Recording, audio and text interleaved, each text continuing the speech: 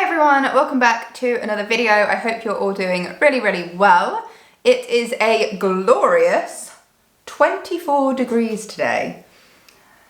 We have just crept into June and the weather yesterday was miserable and I was complaining that it wasn't June weather, and today has really delivered, which is really good for me because I've spent a lot of time in the garden lately, and with all the rain we'd had, it had turned into a bit of a swamp and I was getting a bit concerned about it. So it's lovely to be back in the No Buy seat and bringing you my non-essential spending update for May, which at this point, honestly, I think these videos should be titled non-essential spending update rather than no buy update, because whilst I'm still putting restrictions on certain areas and going about this whole sort of adaptability method and having certain areas of spending that I am trying to do a no buy in each month, it really just doesn't feel like a traditional no buy in the sense it would have done for me a couple of years ago.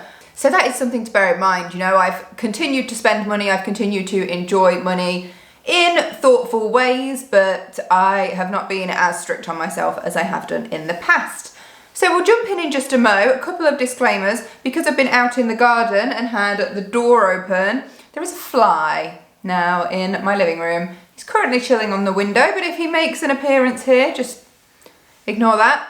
And if I seem a little bit sort of, I'm not wearing any makeup. Well, I tell a lie, I've got Ultra Lip on, but this is me, let's be fair. But I thought I'd go and challenge myself to film a video without wearing any makeup. For those of you that do not know, I'm on a bit of a skin journey. I have had horrendous skin to the point where 5 months ago I went down a sort of medication route to deal with it. I've got 1 month left to go in that treatment and my skin is so much better and I'm generally feeling more confident. I mean, I've been out of the house and about looking like this today with my actual face. But it still feels a bit weird. Like I feel like exposed because I'm not wearing makeup, but I wanted to film a video where I don't wear makeup, but I do feel like I'm constantly looking at myself like, oh, it's really obvious that I'm not wearing makeup, but baby steps and all that. So with enough chattering on and not cracking on with the video, let's jump in to the non-essential spending. Now at the end of April, I sort of anticipated that there would be spends in quite a few places, but that they would be reasonable spends, like nothing crazy. And I think that kind of worked out as expected. There are 1, 2, 3, 4, 5, 6, 7, 8, 9, 10 categories where I have spent little bits in each one, some more than others. But in terms of no buy areas last month, if I can remember correctly, I just said to try and keep it sensible in each area, and where I did spend, if it was a physical purchase, it should be a carefully considered, thought out purchase. It should be perfect for what I'm looking for. So no, oh, it's almost good enough. It should be perfect. So we will break it down. I'll start with the areas of no spend. So the ones we hit 0 were fast food and takeaway, which is fab. That's 2 months in a row. Honestly, I've not been craving it, which is mad for me. Usually I am always craving a Mackey's and I really haven't. Most times if I haven't eaten and I drive past a Mackey's, my brain's automatic thing is to think drive-through, and I have to talk myself out of going to the drive-through. And lately I've just sort of been like, yeah, no, not bothered. So that's great. I love that my body is not craving Mackey's at the minute. So that's lovely. So no fast food or takeaway. Nothing on media, no beauty appointments, no purchases of accessories, no money spent on any hobbies outside of horse riding and shooting. So those were all areas with 0, but that should then suggest all of the other areas in my list, in case anyone needs to see how long that list is. So we will start at the top. Horse riding is pretty much the same as every other month. I've had 2 lessons, and so that is a total of £61. And at my last lesson, I had my first fall. We were just going into canter and my horse booked and I went straight over his head. Luckily, no injuries, which was a plus. I got to fill out a little accident form and I went on my way, but there was only 6 minutes left of my lesson. It was right at the end, and the instructor did say, well, if you don't want to get back on, you don't have to. You have only got 6 minutes left. But my mum has been a rider since she was a child. Now, she will always say like that she's rubbish and she's not experienced. Someone who's been riding for, you know, the better part of 50 years, just inconsistently and with sort of big gaps in between, you know, she is experienced. She has always said to me, if you come off, you've got to get straight back on. And so I did. I just got back on. We did a bit of trotting around, and we didn't try and get him back into canter because he was clearly not in the mood for that. So that was riding, just another month. Then we've got clothes. I mentioned last time that I'm starting to look for dresses for a couple of occasions. One for my birthday, and then I've got a works party coming up, and then I've got a holiday in the summer. So anything that would be suitable for all of those would be fab.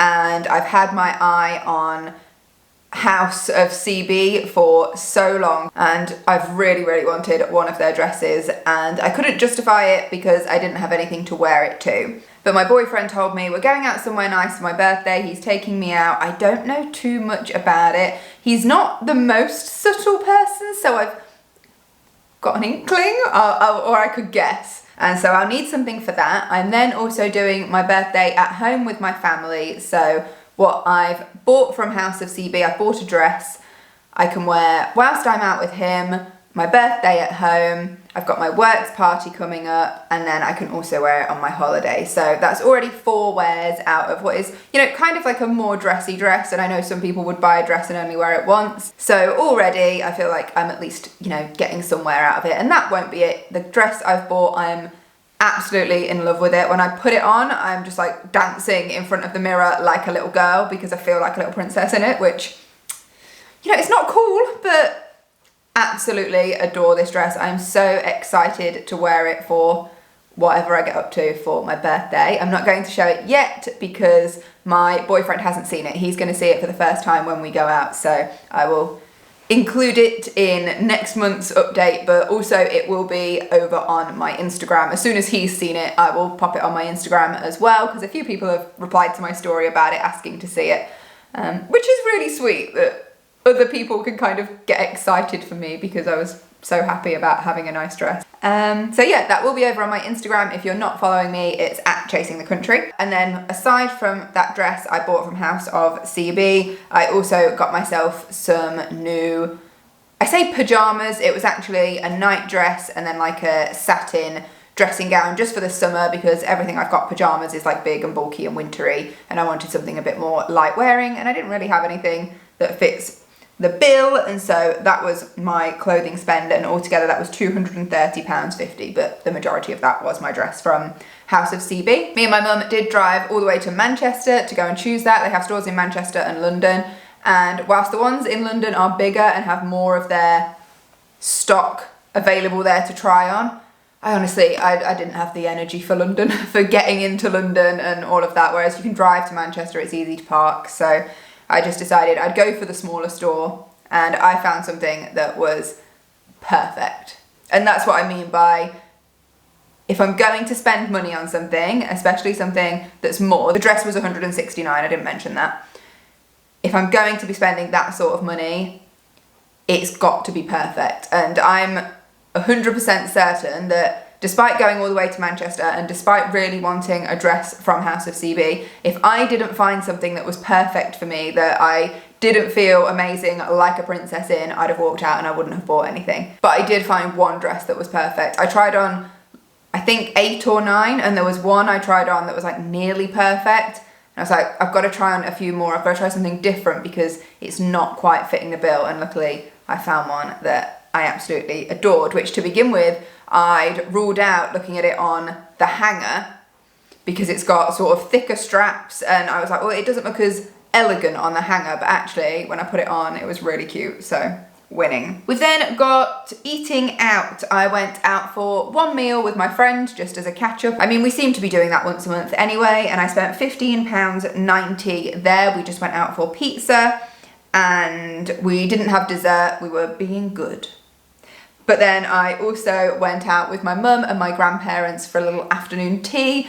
That was just a casual afternoon tea at the garden centre. You know, we have to be careful with my grandparents. They don't like to go too much out of their comfort zone, so it had to be like quite a chilled environment, and that was £17.50, and that was lovely as well. So total £33.40.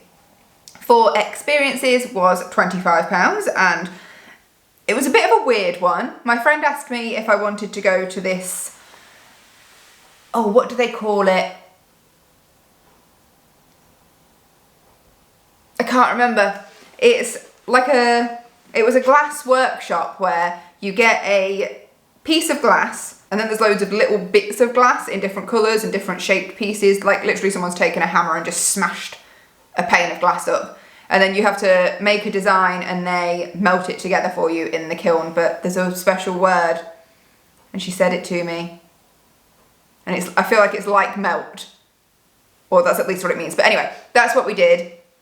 And that was actually after we went out for the meal, and that's the reason we didn't get dessert, because we got tea and cake included. So actually when I said we were being good, we were actually not having 2 puddings is what happened there. But we got cake there, so that was lovely. That was £25. It was an experience and I was happy with what I made. I mean, I've not got the melted, kilned version back yet, so I don't have an inkling about how it might look, but it was quite fiddly, and I'm quite a creative person, but I found it a little bit frustrating. It's probably not something I would do again. So, you know, I had the experience and I'm glad I did it, and I think it's good to try these things. It was also something my friend wanted to do, and, you know, I didn't just want to be like, no, I'm not bothered, go on your own. So I was a bit apprehensive, I think rightly so. So it wasn't really my cup of tea, but you know, I did it and I was pleased by the end with what I created. So chalk it up to experience. Travel, we have got £54.13. Part of that was insurance for my holiday in the summer, and then the rest of that was on parking with going to Manchester, and I've done a few other drives to places over the course of May. There was just quite a bit of parking that I had to pay for. Then I've got my first expense this year for side hustles. I've been working on a few more designs for notebooks, and I ordered some prototypes, and I'm gonna have to film an update video on this because some of them are hilarious.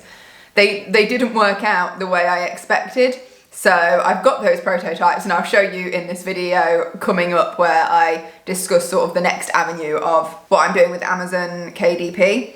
I've corrected them now and I need to put in another order for the corrected versions to see how they turn out. But yeah, the positioning was a bit wrong. Some of the background colours, they just don't transfer. Like the way it looked on the screen is not what came out, which is why it's always worth having a prototype printed so you can see what it looks like. So unfortunately, that was £32.96 wasted, because they haven't worked out. But I figured what I could do with those after I've, you know, shown what not to do in that upcoming video is just donate them to a charity shop. Like, they're not perfect, but it's just the covers that are not perfect. Like, the insides are brilliant. They are the notebooks just as I designed them. They all worked out fine. It's just some of the covers, like the image placement is slightly off, or as I said, the colours, there's nothing wrong with the colours, they're just not the colours I envisioned, and I don't think it's the perfect product, and I want it to be the perfect product. Would that be okay?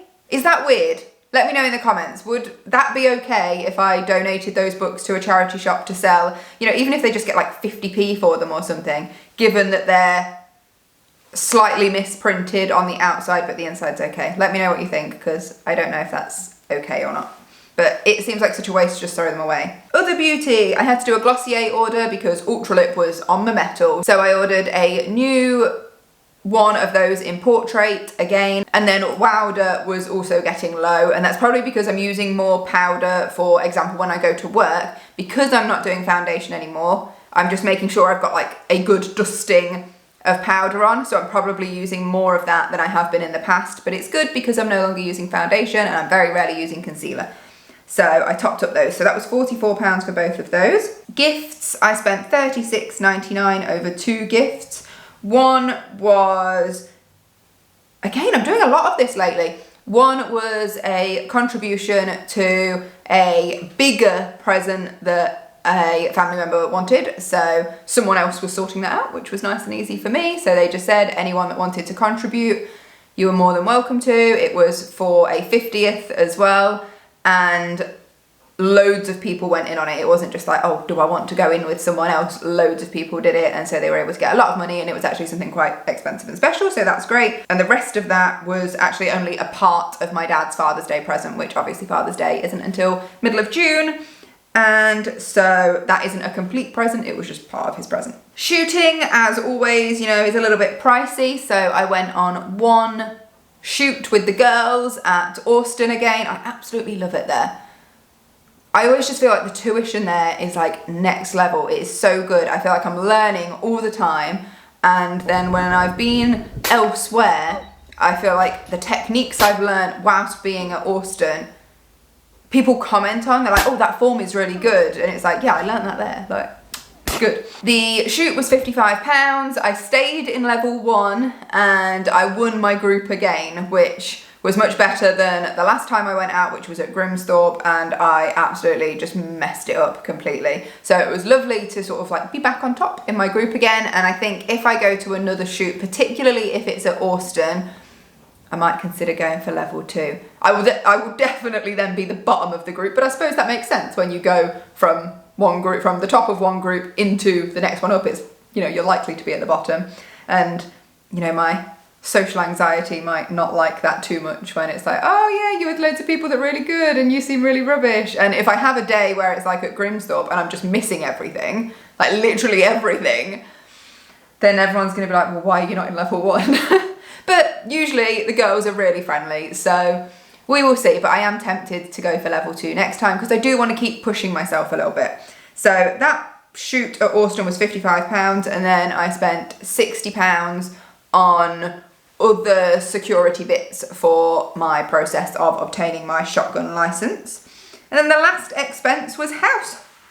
It wasn't actually house, it was garden. So as you will have known if you've seen my garden update video, I'm trying to make my horrible garden something that I can enjoy over the summer. So I've bought paint, quite a bit of paint to do the fences, so many plants, and a few planters, but I was mainly able to reuse what I got, or did some swapsies with my mum, and we sort of helped each other out a little bit, which was good. So I've had to do quite a bit, and I've done so much, you know, physical labour in the garden, and I've not had to pay anyone to come and do anything for me. My mum's helped me out in the garden quite a lot, but I'm really proud of how much I've achieved based on how much I've spent. I've spent £126.35, which, if anyone knows, you know, the cost of plants can be quite expensive, and it's a risk you take, because if you end up killing it or it just dies off or something, then it can be such a waste. So I've tried to keep, you know, costs low and do my best with it, and the garden is getting there. I will be bringing another update for that soon. I don't know if I'll get it done in 2 parts. It might have to be 3, because there's still stuff that I am yet to finish, and the footage I've got for part 2 will already make for quite a long video, so we'll have to see. And that's it. That's all my spending for May. I say all, it's quite a lot again. And we total £759.33, which is middle of the 5 months. That is the 3rd most expensive, so 2 below and 2 above. Obviously I'd like it to be lower, but doing all the things I want to do, especially the garden, for example, and getting my dress, I've got to accept it's going to cost a bit of money. I'm trying to keep myself in this headspace of the money you are left with after your bills are paid and after your savings are contributed to, you are allowed to enjoy. So I feel like I'm finding a bit of a balance. But again, you know, that's £700 on non-essential spending is, again, quite high. So let's talk about next month and what we are going to do for next month. If we could continue the journey of no fast food and takeaway, not only is it good for the bank, it's good for the health. So I would like to put a no spend there. We know it's likely I'll have a horse riding lesson, and I am going to treat myself to a beauty appointment before my birthday, just getting my nails done. You know, I've got a nice dress. I've got a nice dress for my birthday. It seems like a waste not to get my nails done, and it is my birthday. Clothes, I want to say 0, despite the fact that there are bits I still need to get for my holiday. If I can wait until July and just have like a better month, that will probably be good. I'm also exam marking in June. I've got 2 weeks where I'll be doing that, and I will basically be glued to my computer. And so there's less chance of me going out and spending money. So it's probably a good time to put that restriction on. Same for accessories. I'm going to say 0 for that. I know I'll be going out to eat, whether other people are paying or I'm paying, because it's my birthday, so there's no point in putting a restriction on that. Experiences should be 0. I don't think I've got anything coming up. Travel as well should be very low. There might just be a bit of parking, but no major expenses. Hobbies should be 0. Side hustles, I need to reorder my proof copies just to check those are okay. Other beauty should be 0. Gifts, I've got to finish my dad's Father's Day present, so there'll be something there. And then it's also my dad's birthday in July. My sister and my mum's birthdays are in August. We're all summer. So whether I buy those in June or July or August remains to be seen, but there might be a bit of spending there. I've got no shooting booked and nothing that would require me to spend any money in terms of shooting at this stage. So actually, shooting for June should be 0. And then house, I'm not going to restrict. Oh, that fly's about again. And then house, I'm not going to restrict just whilst I finish the garden, because I have got a couple more ideas about what I would like to do just to finish it off and tidy it up. And so there might be a little bit of an expense there. But actually, that felt like there were quite a few 0 areas. 1, 2, 3, 4, 5, 6, 7 no-buy areas. There should be 7 zeros next month. And then nothing should be like a major expense. Nothing like how expensive my dress was. So even if I do spend in the other areas, they should be really low. So let's hope for June being a much lower month, but we will see. As always, let me know down below how you're doing with your own no-buys. Let's wrap this video up. Thank you so much for watching, as always. I really hope you enjoyed it, and that if anything, it encourages you to have your areas of no-buy, but also allows you that flexibility to enjoy your hard-earned money. We don't have to be 100% strict all the time, but a lot of that will depend on what part of your journey you're on. I'm on my 5th year of doing this. I don't feel like I need to be as strict as I once was, but everyone's on their own journey. Thank you again for watching. If you enjoyed the video, remember to give it a thumbs up. You can subscribe if you're not already by clicking this picture here, and if you're sticking around to watch another video, I will pop one here that I think you might enjoy. Until next time, take care. Bye.